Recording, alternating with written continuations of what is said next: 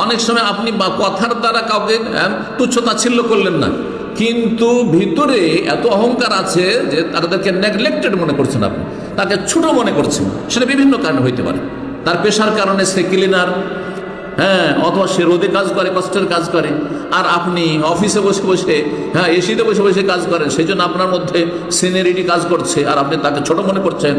অথবা তার যে দেশের সাথে সব সেই দেশের সাথে আমরা বৈরিতা আছে, অথবা সেই দেশের লোককে সাধারণত গরিব মনে করে, সেই জন্য তাকে ছোট মনে করছেন। পাসপোর্টের ভিত্তিতে আপনি মনে করেন সিনিয়র আর জুনিয়র মনে করছেন।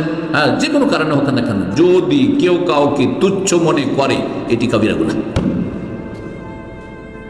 আপনিও মানুষ আমিও মানুষ, এটা তো সমান। আপনিও মুসলিম আমিও মুসলিম, তাহলে পার্থক্যটা কোথায়? পার্থক্য যদি আমার কাছে অতিরিক্ত এলেম থাকে আল্লাহর দিন সম্পর্কে, সেটা ভিন্ন পার্থক্য।